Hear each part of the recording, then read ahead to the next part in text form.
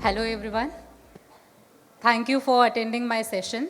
So today's topic is going to be about how did I migrate from Pydantic version V1 to Pydantic version V2. So how many of you are not familiar with Pydantic? Okay, don't worry, I have a slider to get it covered. So look at the slide. Say let's understand about Pydantic using a food ordering analogy. Imagine you're ordering food from your favorite restaurant and you go online. You fill out a form with your name, phone number, you mark the dishes that you want to order. Now think of Pydantic as a system that checks if the information that you have provided is correct before sending it to your restaurant. In this analogy, you, the user, are the one who is filling the form.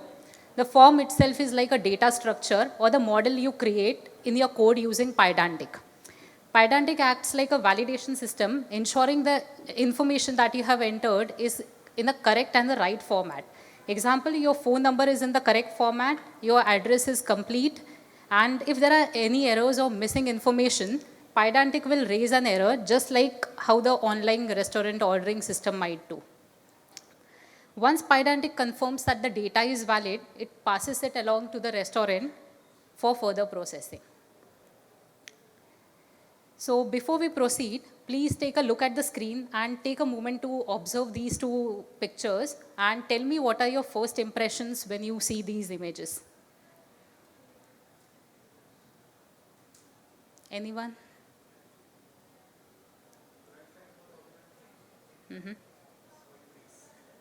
Correct. Any more options? Okay. To me, the picture on the left side appears to be of an unplanned city, whereas the picture on the right side appears to be of a planned city. Now, imagine the picture on the left represents an unplanned city. The streets are chaotic, the buildings are unorganized and are constructed without a clear vision. And there is a general sense of disorganization. Pydantic V1, it actually started out as an experimental project, which led to its organic growth and unplanned growth. Implemented ad hoc solutions to address immediate needs. Therefore, it faced maintainability challenges due to lack of clear structure and organization. In summary, just like an unplanned city faces problems with navigation and maintenance, Pydantic V1 encountered similar problems due to its ad hoc and unstructured growth. This led to the birth of a newer planned version of Pydantic known as Pydantic V2. Now with the planned city, the streets are organized, the buildings follow a clear structure, and there is an overall sense of order and efficiency. Therefore, in Pydantic V2, we see just like a well-planned city incorporates traffic more smoothly, Pydantic V2 offers enhanced performance, making data validation faster and efficient. It is easier for developers to maintain because it has an organized structure and a layout. And it also was it allowed introduction of new features, just like a modern city with new amenities and infrastructure, it introduces new features that provide more functionality and flexibility. In short, Pydantic V2 brings out the benefits of a planned city to data validation, improved performance, easier to maintain, and new features for enhancing existing functionalities. Now let's delve into the architecture of Pydantic V2. As shown on the slide, Pydantic V2 consists of two major components. First is a Pydantic module and the second is a Pydantic core module. If you look at the symbols, the Pydantic module I have placed the symbol of Python language, and under Pydantic core I have placed a crab, which is the equivalent of Rust language. So how did I find out about these internals? Well, the answer is on the next slide. When you do pip install Pydantic version 2, if you scroll through your virtual environment, you will find these two folders, Pydantic and Pydantic core. And when I opened the Pydantic folder, I observed these things. It is a pure Python package, meaning its code is written completely in Python. And it translates Python type definitions into something known as Pydantic core schema. So consider Pydantic core schema like a blueprint for validation. And in Python, type definitions are used to specify the type of functions, variables and attributes and the return types in your code. They help clarify what kind of data is expected or it is produced at the output in your program. Now coming to Pydantic core, it is a Rust module. So this component, sorry, skipping slides. So this component acts like a Python interface to Rust. So the dictionary meaning of interface is a point at which two unrelated systems often come together and communicate together. So Pydantic core interacts with the Rust module and it allows Python developers to interact with Rust module via Python. Hence the name is given as interface. And it creates something known as a schema validator object from core schema. Okay. Now coming to the main purpose of this talk, like how did I migrate from, or what is the most efficient way to migrate from Pydantic V1 to V2? So as a web developer, almost everyone must have faced this problem. Not directly, but indirectly. In my case, I was using Fast API and I had to upgrade to Fast API 0.128. So from Fast API 0.126, there is no support for Pydantic V1. So it became a must-have. I had no option but to migrate. But the documentation does not cover much edge cases. So I have listed out 3 major approaches that one could take to migrate this. First is using something known as bump Pydantic. This is a utility that is provided by the Pydantic library itself. Just run this command pip install bump Pydantic, and after that run bump Pydantic and the name of your folder. It's migrated, done. End of this talk. Okay, jokes apart.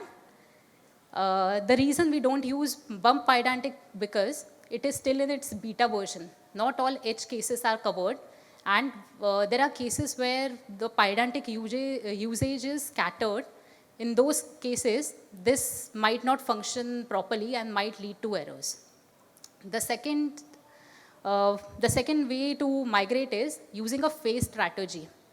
For large code bases where the usage of Pydantic is scattered and not well known and studied, like performing a full end-to-end disruptive migration can be time consuming. So what one can do is, we can install the version 2 of Pydantic and still use Pydantic V1 by like modifying the imports. Like import Pydantic becomes import Pydantic.v1 as Pydantic_v1. This way, it will provide better support for both versions, Pydantic V1 and Pydantic V2, and it will provide developers with the ability to change their code incrementally while adopting to the newer versions of V2. But in some critical cases, you may not have the time buffer and you may want to migrate it immediately all at once. So for that, the third strategy I have called is attempting all at once disruptive migration. So how to attempt all at once disruptive migration? So these are some takeaways that I have taken from my experience after migrating 3 code repositories from version 1 to 2. I have listed them down. Hope you will also find them useful. Step 1, if Pydantic is installed as a dependency of some other package. Example, if you do in your virtual environment pip show Pydantic, and it will show it is required by Fast API or Starlet or something. It is a transitive dependency. Like you didn't install it directly. It was installed as a part of some other package. In that case, what you need to do is do not update the Pydantic version directly to 2. Instead, update the library, the main library first. That is, update the version of Fast API first. If you run Pydantic install -u, that is the flag for upgrade, Pydantic, and directly doing so may cause version conflicts. So to avoid this, look at the text in blue, update the main dependency first. So this will pull out a compatible version of Pydantic. And check the installed Pydantic version by running pip show Pydantic. This ensures that you are using a version of Pydantic that is compatible with other libraries in your code base. Step 2, there is a very high chance after you have done step 1, you might run into some dependency conflicts. So to avoid that, you run a command known as pip check. So what does this command do? If any conflicts appear, it will resolve them by pinning or updating compatible versions. Suppose you have fast API 0.128, which requires Pydantic greater than or equal to 2, and another package, say XY, requires Pydantic less than 2. So once you do pip check, if you see the font in yellow, this error message pip check will show. This will give you a buffer to pin your packages to a particular version so that these conflicts don't show up. Step 3 is recreate your virtual environment. Why is this important? Because in this case, you are not just updating Pydantic, you are updating major libraries. And along with other libraries, they might have some packages that are, or dependencies that are being installed and they have been used in your code. So these packages may work fine locally, but once you run them in CI/CD pipeline or in the cloud, your code build may not be stable. So make sure you recreate your virtual environment. So if we go to the main checklist that is provided in the official docs, you may see something like this, like in Pydantic V1, these are the attributes and these are the methods that we have used, and in Pydantic V2, these are the methods you have used, so you can change them. So there is nothing comprehensive. So what I'm going to do is, I'm going to go one step beyond it. Like whatever is mentioned in the document is okay, but there are some things that I uncovered as a part of some Git issues that I have listed here. So if you look on your screen, I have declared a model name item, and it is a base model. So anything that inherits from a base model becomes a Pydantic model. So the attribute that I have mentioned is color, and I have given it the type is string, and I have made is equal to none. So in V1, this was allowed. Say you have an output from your database returns color as none, and from that you were able to construct a Pydantic model, but in Pydantic V2, because of strict checking, in this case you are not able to construct a Pydantic model. It will immediately throw a validation error. In the green box you can see input should be a valid string, not none. So how to avoid such errors? So if you see on the red box, we'll see this will throw an error in Pydantic V2. So what is the fix? You convert all fields with equal to none, make it optional, and assign them a default. Optional with a default, this won't run into any errors. So this is the first use case. I had to replace almost every model so that they don't run into errors. This is something that has changed majorly. If you are asserting on the basis of validation, the error format has changed significantly. So if you see, look like on the Pydantic V1 screen, you will see few keys, location, message, type, and in V2 you will see in the green those keys are same, but they have a different value, and the red keys have been added. So if your test cases are asserting any message from the errors or location or type errors, make sure you fix them. There is no other fix. You just simply need to understand what is the response in V2 and simply change them. The third error is model attribute or some object has no attribute dict. Because firstly, we were able to convert a model instance into a dictionary using .dict method, but now we have to do it using .model dump. So in V2, it will work fine. It won't throw an error, but you will get a deprecated warning. But in Pydantic V3, this support will be removed, so you will run across such errors. So you have to use model dump. And think of the new naming convention has become everything starts with either Pydantic underscore or model underscore to make sure like your code knows it belongs to Pydantic package. Okay. Now the most common job of a validator library is to throw validation errors. the location of the validation error has been changed from Pydantic error wrappers. There was a folder under Pydantic error wrappers to, it has been moved directly to Pydantic, which is the Python module. So in V2, like I said, it will just throw a deprecated warning. In V3, you will get an error. So make sure you change the path. This is one of the major things that I stumbled in my code bases, decimal serialization. So I have declared amount as a decimal. So in Pydantic V1, it came up as, after serialization, it retained its decimal value, but in Pydantic V2, it is being coerced into a string. So anyway, if you are asserting or the front end is using your response as decimal, those test cases will break or your front end might break. So make sure you use it as a string in Pydantic V2. And also in Pydantic, we had something known as config class. So this config class adds metadata to the base model. So we were able to construct a Pydantic model from, say, ORM or say SQL Alchemy or Django models output. So this has changed, like from ORM has changed to model validate, and you have to use something known as config dict. So config dict is referred by model config, which is a class attribute. Why class? Because config dict is a class which we are initializing with the keyword parameters from attributes.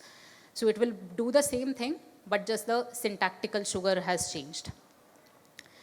So apart from that, if you were trying to load settings from environment files or say your apps, so you used base settings. But in Pydantic, we are using something known as Pydantic underscore settings. Since the Pydantic folder just comes with two things, Pydantic and Pydantic core, and if you see the first import statement, it is Pydantic underscore settings. So you have to do a pip install because this is a third-party package, not from Pydantic. So you have to do a pip install Pydantic settings, and from there you have to like inherit settings config dict, and it will do the same thing. In case of validators, so apart from Pydantic standard validation, if you want to add validation, you have to use something known as validators. So in Pydantic V1, the syntax was @validators and each item, that is you could validate over a list of items. But in Pydantic V2, each item has been removed and validator becomes a field validator. Look at the green box. And to validate across a list, you have to use something known as annotated. So annotated will provide, it is a typing construct, annotated, which you can, which is used to add metadata or config information without changing the type of the attribute that which we are referencing. So in this case, annotated is referring to a list and it is not changing the type of list. That is, item is the type of list. It is just adding validation to it. So this is what is the change in validators. One more another change in validators is, say in validators, if you run across any error, it is converted into a, any type error or any attribute error was converted into a validation error, which you can handle using the try and except block. But in this case, in Pydantic V2, the type errors or any attribute error won't be converted into a validation error. So you have to handle the error that is being thrown. Also the root validators. So root validators do validation on the entire model as a whole instead of on individual fields. So the root validator has been replaced with a model validator. And root validator also had certain things like the mode, like should we perform the validation after the Pydantic's validation has been happened or after? So the pre-true and pre-false flags have been changed to mode after and mode before. One final tip I would like to give. Say you updated Fast API and Pydantic in the first step. Now look for packages that are being installed in the pipeline.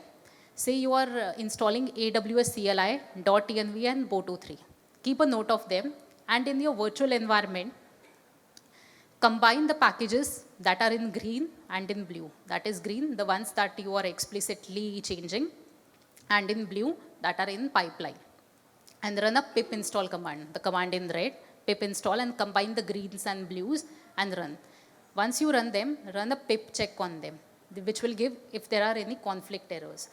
If there are no conflict errors, you can proceed. If there are conflicts, you can proceed with the pipeline packages. You just need to change. And also, this will prevent errors from appearing in CI/CD pipeline. And also, you can refer to their docs. I have mentioned the link. And yeah, so the docs are comprehensive. And if you come across any errors, they are very responsive. You can also open up an issue. Twice I had opened few issues, and they were addressed very quickly, less than 24 hours. So yeah, thank you. Thank you, Ms. Hamangi, for sharing not only your experience, but also your tips from migrating from V1 to V2. So if you have any questions, the floor is now open. If you have any questions for Ms. Hamangi. Anyone? Okay, so if you're feeling shy, you can join our Discord and contact Miss. And there you can send your questions or approach her after this talk. So everyone, let's give her a round of applause.